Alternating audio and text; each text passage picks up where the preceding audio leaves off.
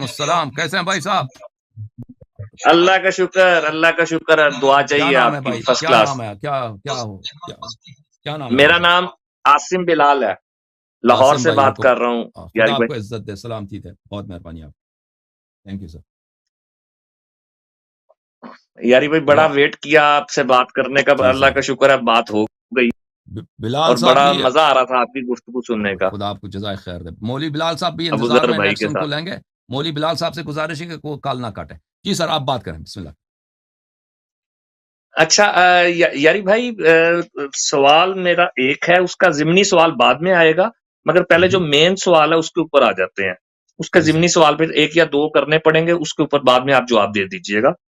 سوال پہلا یہ ہے سر کہ کیا دنیا کا نظام اہل بیت چلا رہے ہیں؟ اور جو لوگ علی خالق، علی رازق اور علی جل جلالہ کہتے ہیں، اس شرک کا ذمہ دار کون ہے جو پاکستان میں اس ٹائم سسٹم چل رہا ہے؟ دیکھیں ایک حسین کیا سسٹم شام ہے میں تو یہ اللہ چیز تعالیٰ کرتے کا، تھے۔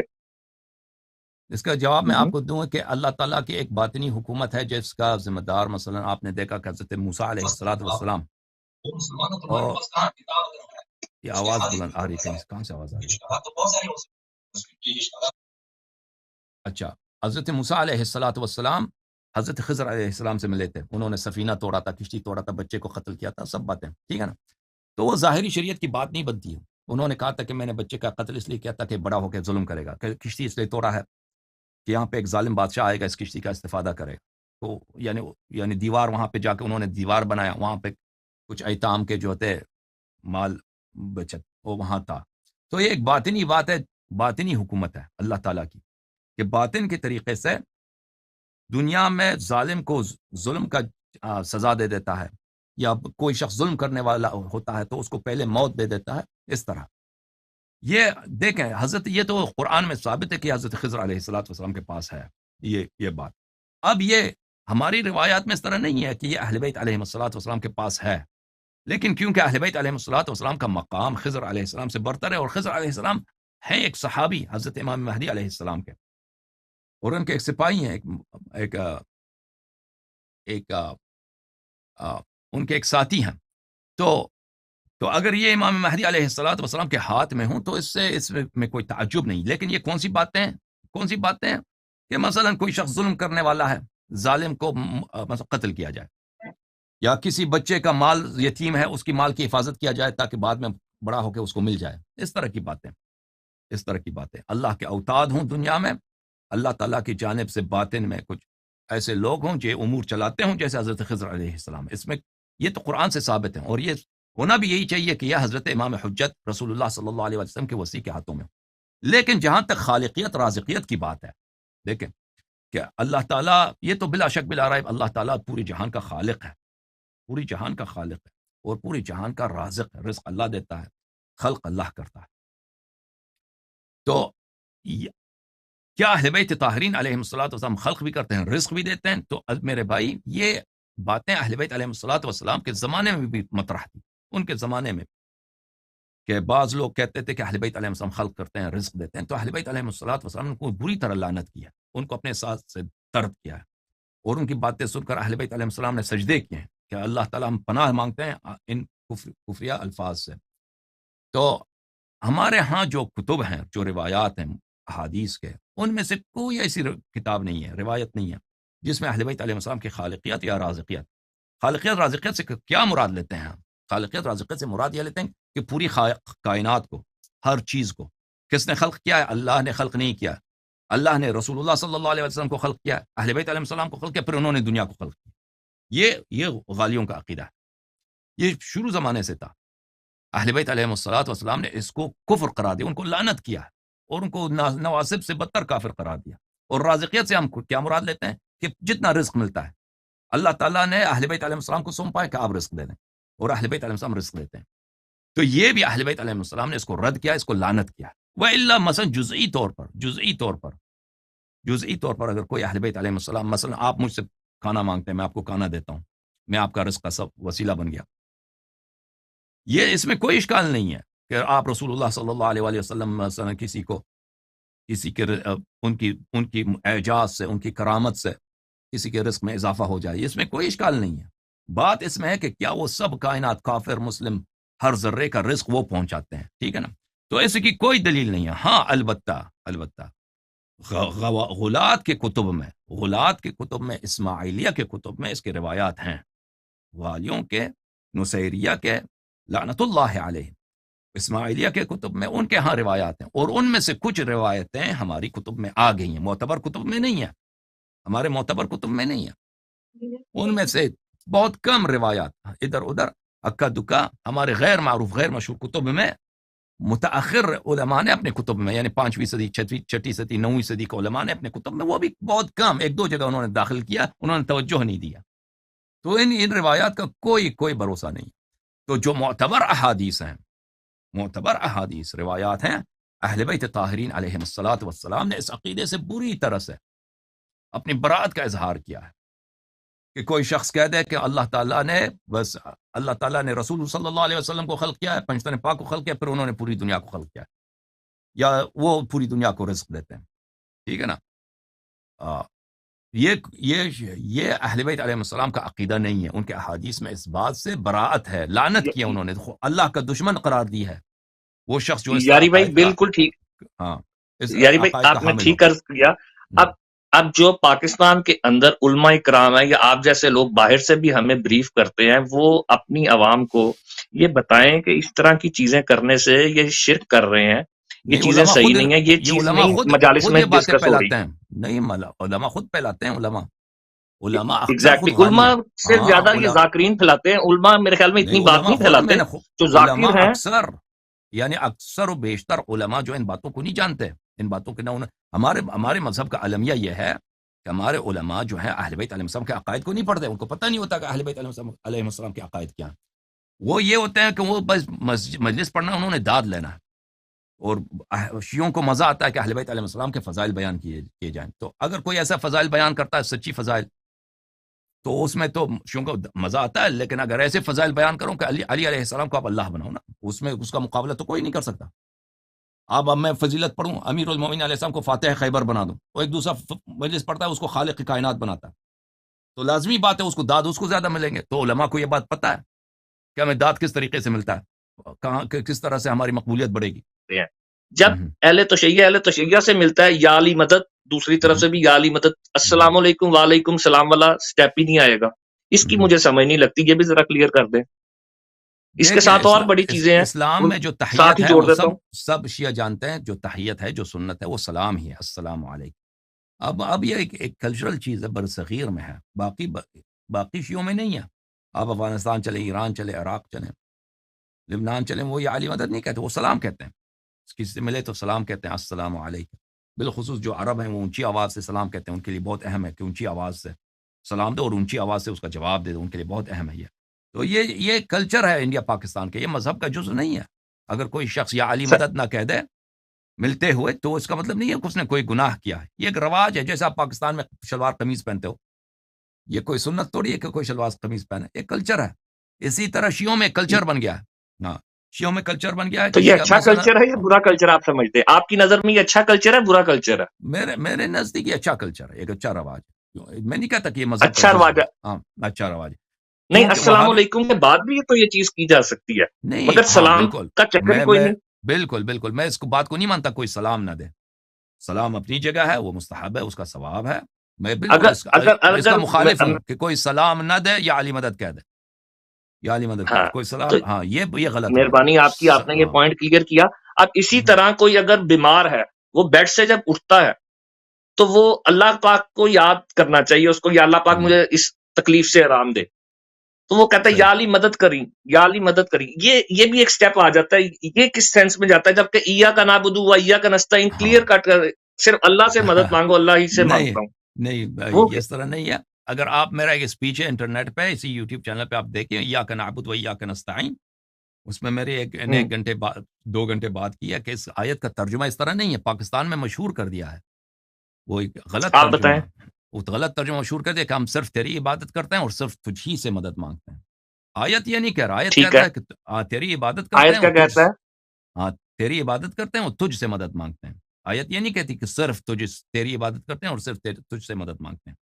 تو آیت میں ایسی کوئی بات نہیں ہے کہ آپ غیر اللہ سے مدد نہیں لے سکتے، غیر اللہ سے مدد نہیں لے سکتے. تو یہ ایک وہابی فکر ہے جو پچھلے 30-40 سال سے پاکستان میں پھیل چکی ہے، بلکہ 200 سال سے ہندوستان پاکستان میں یہ ایک وہابی فکر پھیل چکا ہے کہ آپ غیر اللہ سے مدد نہیں لے سکتے. وَإِلَّا بر صغیر کی تاریخ یہ ہے کہ مسلمان جتنے ہیں، جتنے فرقے ہیں، شیعہ ہیں یا غیر شیعہ ہیں، وہ ہمیشہ اولیاء سے مدد لیتے آ رہے ہیں. اور یہ صرف شیعوں کی بات نہیں ہے، ہمیشہ وہابیت سے پہلے محمد ابن عبد الوہاب جب اس کا قبضہ ہوا ہے نجد و حجاز پر، اس سے پہلے یعنی یہ تو سوال ہی کسی کے ذہن میں نہیں تھا. سب لوگ ہمارے جو اشعار ہیں اور ادب ہے، اس میں تو بری پڑی ہے اولیاء کی تعریف اور اولیاء سے استمداد. یاری بھائی آپ بالکل ٹھیک کہہ رہے ہیں. یاری بھائی اس کو اس سینس میں دیکھتے ہیں، اس ٹائم میں آپ سے بات کر رہا ہوں، میں آپ سے کچھ سیکھ ہی رہا ہوں، آپ سے مدد ہی لے رہا ہوں. ٹھیک ہو گیا؟ یہ ہو گئی ہے سامنے مدد. آپ میرے سامنے زندہ ہیں، حاضر ہیں. میں حاضر ہوں، بات کریں. اسکرین چلی گئی. حاضر میں مدد تو ہو گئی. اب اگر آپ کینیڈا میں بیٹھے ہیں، میں آپ کو کہوں مجھے پانی کا گلاس پلائیں، آپ تو مجھے اس ٹائم پانی نہیں نہ پلا سکتے. اس ٹائم آپ کے بھی فرشتے دو سائڈ پہ ہیں، میرے بھی فرشتے بیٹھے ہیں. اب میں فرشتوں سے مدد نہیں مانگ سکتا، حالانکہ وہ ہر ٹائم ہمارے ساتھ ہے. جو چیز حاضر ہی نہیں ہے، میں اس سے مدد کیسے؟ بارش بھی جس طرح فرشتے برساتے ہیں، میں فرشتے یا مدد نہیں کر سکتا. فرشتے بارش برساؤ نہیں کہہ سکتا. پاک سے ہم بارش کا مانگتے ہیں، دعا کرتے ہیں. ٹھیک سمجھ میں آ گئی. دیکھیں یہ بات ہے کہ کیا رسول اللہ صلی اللہ علیہ وسلم حاضر ہیں یا نہیں. اگر حاضر ہیں تو آپ نماز میں تحیات کیا پڑھتے ہیں؟ تحیات آپ مجھے سنائیں اپنی نماز کی. سوری دوبارہ ریپیٹ کریں، آواز بڑی کم. نماز میں تحیات آپ کس طرح پڑھتے ہیں وہ ہمیں ذرا سنائیں. ہیلو جی سر، نماز میں آپ تحیات کس طرح پڑھتے ہیں؟ ہاں جی سنائیں. التحیات للہ والصلوات والطیبات. ہاں اس کے بعد السلام علیکم. السلام علیکم پورا بالکل. وہ آپ کی بات میں سمجھ گیا، جس طرف آپ نے آنا تھا آپ کی بات میں سمجھ گیا. وہ نماز کے اندر بالکل ہمیں فرمان ہے نماز، مگر نماز کے علاوہ اللہ پاک نے کہاں پہ یہ چیز بتائی ہے؟ یا حضرت علی نے ہم تک یہ بات پہنچائی ہو، حضرت جعفر صادق رضی اللہ تعالیٰ عنہ نے یہ چیزیں بتائی ہوں. بالکل ہمارے مذہب ہم میں تو یہ ہے. علیہ السلام بھی کہتے ہیں سب کو. حضرت جعفر علیہ السلام نے اب یہ چیز ہمیں بتائی ہو، وہ کوئی حدیث ہمیں بتا دیں کہ جس کے اندر اللہ کے سوا انہوں نے کسی اور سے مدد مانگی ہو، یا قبروں کو سجدہ کیا ہو. حضرت علی نے کسی بھی جنگ میں جانے سے پہلے حضور پاک صلی اللہ علیہ وسلم کی قبر پہ جا کے سجدہ کیا ہو، یا کہیں پہ سجدے کیے ہو. سجدہ نہیں ہے، قبر پہ سجدہ شیعہ نہیں کرتے بھائی. مجھے نہیں معلوم پاکستان میں قبر پہ کوئی سجدہ کرتا ہے. پاکستان میں تو بہت زیادہ ہوتا ہے. نہیں سجدہ صرف اللہ کے لیے ہوتا ہے. ہمارے احادیث بہت زیادہ ہیں. پرانے شریعتوں میں سجدہ جائز تھا غیر اللہ کے لیے، جیسے حضرت یوسف علیہ السلام کے لیے اس کے بھائیوں نے سجدہ کیا، اس کے والدین نے سجدہ کیا حضرت یوسف علیہ السلام کے لیے. ٹھیک ہے نا، تعظیماً سجدہ. ہاں ٹھیک ہے، وہ تو وہ بھی ہم تو غلط، خیر میں تو غلط سمجھتا ہوں. وہ نہیں، وہ قرآن میں وہ نبی غلط نہیں کر سکتا، لیکن وہ پرانی شریعت ہے، وہ شریعت منسوخ ہے. نبی کریم صلی اللہ علیہ وسلم کی شریعت میں سجدہ غیر اللہ کے لیے نہیں. اگر ہوتا جائز ہوتا تو کوئی بات نہیں تھا، ہم کر لیتے، لیکن یہ سجدہ منع کیا اہل بیت علیہ السلام نے کہ ہمارے لیے سجدہ نہ کرو، امام کے لیے سجدہ نہ کرو. آپ جیسے لوگ اور پاکستان میں جو اچھے عالم ہیں، وہ یہ چیز اپنی عوام کو سر بتائیں نا. یہ چیز بتائی نہیں جا رہی، مجالس میں دوسری طرف بات چلی جاتی ہے. میں آپ کی خدمت میں عرض کروں. اور اس کے ساتھ ہی علم کا ایک نشانی کے طور پہ یاد رکھا جائے، ایک جوش کے لیے کہ کربلا میں یہ چیز ہوئی تھی، مگر اس علم کو بھی دیکھ کے، اس علم کے آگے دعائیں کرنا، اس کو ہاتھ لگا کے چومنا، اس کے آگے بھی سجدے لوگ کرتے ہیں. ادھر تو پاکستان میں عام ہے. جی وہ تو کرتے ہیں، لوگ کرتے ہوں گے بھائی، اس کا وہ لوگ جو کرتے ہیں وہ الگ بات. مگر آپ اس کو بھی سر بریف کیا کریں، ایڈریس کر دیا. اجازت دیں، آپ سوال پہ سوال کر رہے ہیں، پرانا سوال. سوری. ہاں دیکھیں غیر اللہ سے مدد لینا. تو پہلی بات یہ ہے کہ آپ نے کہا کہ رسول پاک صلی اللہ علیہ وسلم اولیاء حاضر نہیں ہے تو ان سے مدد کیسے لے سکتے ہیں. تو آپ کو خود پتا کہ نماز میں آپ رسول پاک صلی اللہ علیہ وسلم کو سلام دیتے ہیں، ٹھیک ہے نا. اور ہمیں اگر کوئی چیز سامنے نظر نہیں آتی تو اس کا مطلب یہ نہیں ہے کہ وہ موجود نہیں ہے، وہ وہاں پہ نہیں ہے.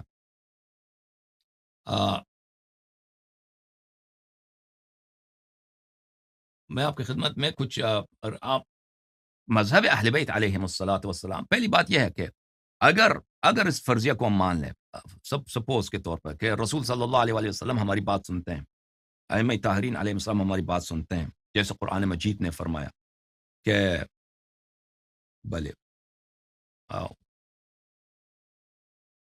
وَلَقَدْ جِئْنَا فَكَيْفَ إِذَا جِئْنَا بِكَ عَلَى هَؤُلَاءِ شَهِيدًا، وہ قیامت کا دن ہمیں آپ کو شاہد کے طور پہ آئیں گے، لے کے آئیں گے کہ آپ اپنی امت پہ کہ شہید کے شاہد کے طور پہ لائیں گے آپ کو۔ اگر ہم یہ مان لیں تو پھر ان سے طلب کرنا یہ ذہنی طور پر یہ اس میں کوئی اشکال نہیں ہے کہ ایک شخص ہے، ٹھیک ہے میں اس کو نہیں دیکھ رہا لیکن وہ مجھے دیکھ رہا ہے، آپ اس سے طلب کرنا یہ اس میں تھیوری کے طور پر اس میں اشکال نہیں ہے، لیکن کیا شریعت میں اس کی اجازت ہے؟ میں آپ کی خدمت میں کچھ روایات دکھا دیتا ہوں اہل بیت طاہرین علیہم الصلاۃ والسلام کے اقوال سے کہ اہل بیت علیہم الصلاۃ والسلام نے اس کی اجازت دی ہے، بلکہ اس کا حکم فرمایا ہے اپنے شیعوں کو کہ اس طرح دعا کیا کرو، ہمیں پکارا کرو۔ آپ کی دعائے خدمت میں عرض کمیل کروں بھی ذرا سنا دیجیے گا اس کے بعد۔ دعائے کمیل اور ہے بھائی، دعائے کمیل ہاں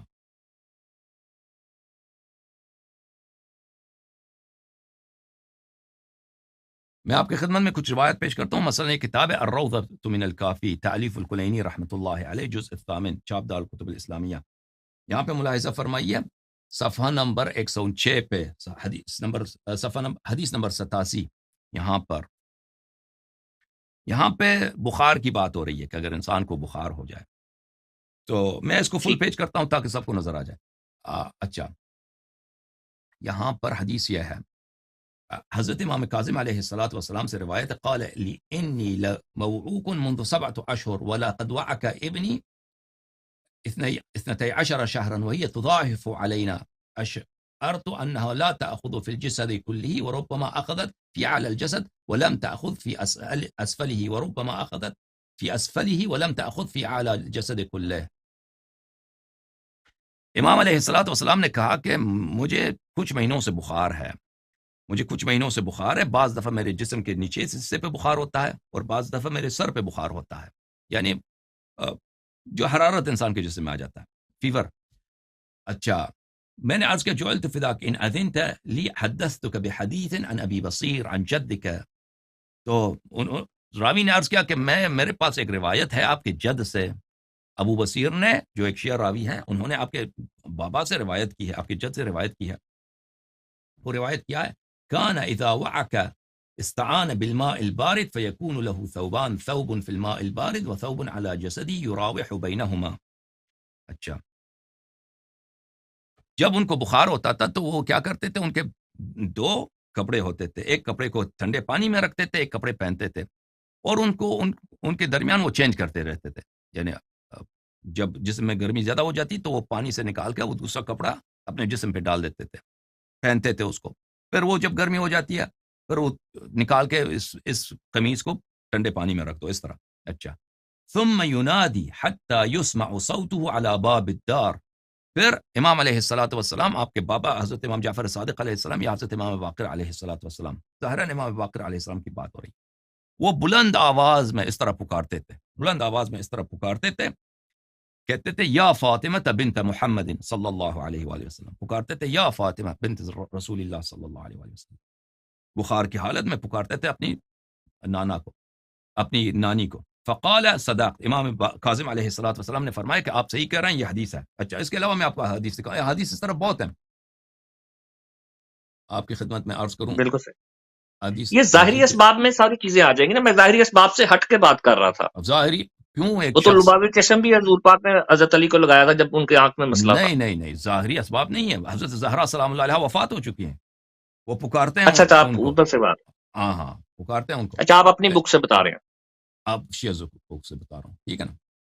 اچھا ٹھیک ہے، ملاحظہ فرمائیے کہ آپ جب زیارت جائیں امیر المؤمنین علیہ السلام کی زیارت میں، یہ کتاب المزار الکبیر ہے، اس طرح کے احادیث بہت ہیں، ٹھیک ہے، مزار کبیر ہے، زیارتوں کی کتاب ہے، محمد بن جعفر المشہدی کی کتاب ہے، یہاں پہ زیارت الاخری، زیارت ہے امیر المؤمنین علیہ الصلوۃ والسلام کی زیارت پہ جائیں، اس کے زیارت کے آداب کیا ہیں، وہاں پہ اس طرح ہے، زیارت کرتے ہوئے پھر آپ جھک جائیں قبر شریف پر، قبر شریف، قبر امیر المؤمنین علیہ الصلوۃ والسلام پہ جھک جائیں، اس پہ چپک جائیں اور کہہ دیں یا سیدی الیک وفودی، اے میرے مولا میں تیرے پاس آیا ہوں، یا سیدی وَأَنَا اللَّائِذُ بِقَبْرِكَ، یہ میرے مولا میں تیرے قبر میں پناہ لیتا ہوں، وَالْحَالُ بِفَنَائِكَ، میں تیرے دروازے پہ اپنے امیدوں لے کے آیا ہوں۔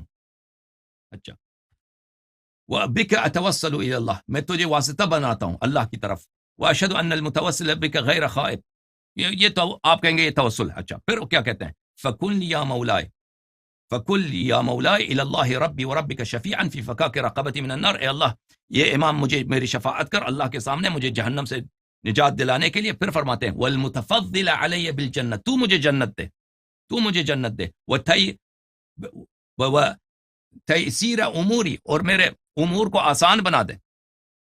اچھا پھر وداع کرتے وقت بھلے جب آپ امام علیہ الصلاۃ والسلام سے وداع کر رہے ہیں تو اس طرح وداع کرو، ثم قل السلام علیک یا ولی اللہ والشہاب الثاقب والنور العاقب یا سلیل العطائب یا سر اللہ ان بینی وبین اللہ تعالی ذنوبا قد اثقلت ظہری ولا یاتی علیہ الا رضا بحق من ائتمنک علی سرہ، تجھے واسطہ ہے اس اللہ کا جس نے تجھے اپنے سر پر امین بنایا ہے، امانت دار، واسترعاک امر خلقہ، اور اپنی خلق کی امامت تیرے حوالے کی، کن لی الی اللہ شفیعا، تو میرا شفیع بن، ومن النار مجیرا، تو مجھے جہنم سے نکال دے، تو مجھے جہنم سے پناہ دے، وعلی الدہر ظہیرا، وعلی الدہر ظہیرا، اور زمانے میں تو میرا مددگار رہا ہے، یہ واضح طور پر مدد مانگا جا رہا ہے، تو مجھے زمانے میں تو مجھے مدد دے، فإنی عبد اللہ، میں اللہ کا بندہ ہوں، وولیک، اور تیرا محب ہوں، وزائرک صلی اللہ علیہ، میں تیرا زائر ہوں، اللہ کا صلوات تجھ پہ ہو۔ اچھا اللہ آپ کی خدمت میں عرض کروں کہ کتاب شریف ہے، آپ کی خدمت میں دوسری کتاب پیش کریں،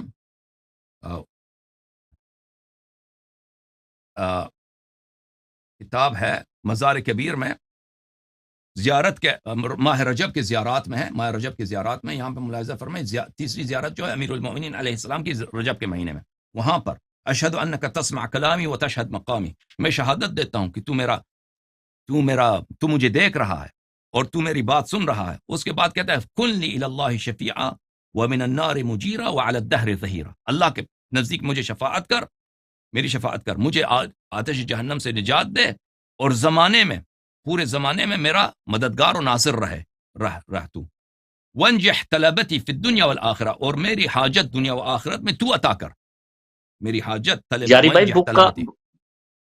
یاری بھائی بک کے آتھر کا نام اور ٹائم بتائیں، کس سن میں، کس ہجری میں یہ آئی ہے؟ یہ مزار کبیر ہے شیخ محمد بن جعفر المشہدی، یہ پرانے والا کئی صدی گزرے ہیں، اب مجھے ذہن میں نہیں ہے، یہ دیکھنا پڑے گا کہ کس سن میں آئے ہیں۔ میں ایک اور اس کتاب کی آپ کو پرنٹنگ دکھاتا ڈیٹ ہوں، نہیں سر؟ پرنٹنگ اچھا، ڈیٹ اس کی ہے، پرنٹنگ ڈیٹ، پرنٹ تو یہ تو بہت ہے، پرنٹ اس کی پرنٹنگ ڈیٹ اس کتاب میں نہیں ہے میں میرے اب پاس، بھی آئی نا، آئمہ کے نہیں بعد ہی آئی نا، ہاں ائمہ کے بعد آئی یہ کتاب ہے عزیزو آئمہ کے بعد کامل کی ہے نا سر، میں الزیارات، تو یہ پیچھے کتاب جانا چاہ رہا تھا۔ کامل الزیارات نہیں، یہ ائمہ علیہ السلام کے احادیث ہیں بھائی، ائمہ علیہ السلام کے احادیث ہیں، اب ٹھیک ہے، کامل، مگر حدیث ہاں جس طرح آپ کہتے ہیں مستند نہیں ہے، آپ کئی سنی بکس کو کہتے ہیں یہ مستند نہیں ہے، اس ٹائم کے اولڈ از گولڈ والا کیونکہ چکر ہوتا ہے نا یہ سر۔ کامل الزیارات جو ہے نا شیعہ کتب میں، مستند ترین کتب میں، معتبر ترین کتب میں کتاب میں کامل ٹھیک ہے، آپ الزیارات اپنی اب بات کمپلیٹ کریں، ہاں ہے۔ ٹھیک ہے، آپ اپنی بات کمپلیٹ کریں۔ کتاب کافی سے بھی زیادہ معتبر کون سی کتاب ہے؟ کامل الزیارات، اس جیسا معتبر کتاب شیعوں میں بہت کم ہے، کامل الزیارات۔ یہاں پہ چاپ نجف الاشرف، یہاں پر امام حسین علیہ الصلوۃ والسلام کی زیارت ہے، باب فی زیارت الاخرى، یہاں پر ملاحظہ فرمائیے صفحہ نمبر 236 میں، امام حسین علیہ الصلوۃ والسلام کی زیارت کرتے ہوئے وہاں پہ بہت سارے آداب ہیں کہ کس طرح تکبیر پڑھو، کس طرح آگے بڑھو، نہیں، سب ائمہ بالکل علیہ وہ السلام آپ سے کرنے بھی منقول کہیں ہیں۔ ہاں تعظیم کرنی ہاں چاہیے۔ ہاں، تو وہاں پہ یہ ہے فکن لی یا ولی اللہ سکنا و شفیعا وکن بی رحیما، یا ولی اللہ تو میرا باعث سکون بن، تو میرا شفیع رہے اور تو مجھ پر مہربان ہو جا، وکن لی منجحا یوم لا تنفع شفاعہ، اور تو میرا پناہ بن جا اس دن، قیامت کے دن، جب کوئی دنیا میں شفاعت کرنے والا نہیں ہے، الا من ارتضی۔ اچھا پھر فرمایا کہ اچھا یہاں پہ بہت سارے جملے ایسے ہیں بھلے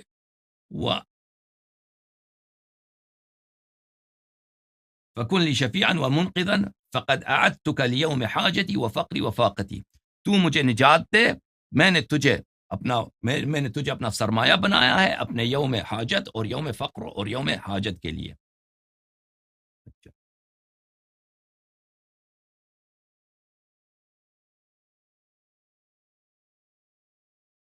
یہاں پر صفحہ نمبر 84 میں قال اذا اردت الوداع بعد فراغك من الزیارہ، جب امام حسین علیہ السلام سے زیارت میں وداع کرنے لگو تو اس میں بہت سارے ایسی الفاظ ہیں جو میں نے ابھی آپ کی خدمت میں عرض کیا ہے.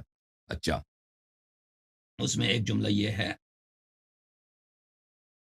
فَكُنْ لِيَوْمِ حَاجَتِي وَفَقْرِي وَفَاقَتِي وَيَوْمَ لَا غِنًى عَنِّي لا غنى لا يغني عني والدي ولا ولدي ولا حميمي ولا رفيقي ولا قريبي فكن لي يوم حاجتي. تو میرا سہارا بن اس دن جب کوئی مجھے، جب میرے فقر اور میری حاجت کا دن ہے، اس دن جب میرا باپ میرے ماں کوئی مجھے ہیلپ نہیں کرے گا، تو میرا ہیلپ کر.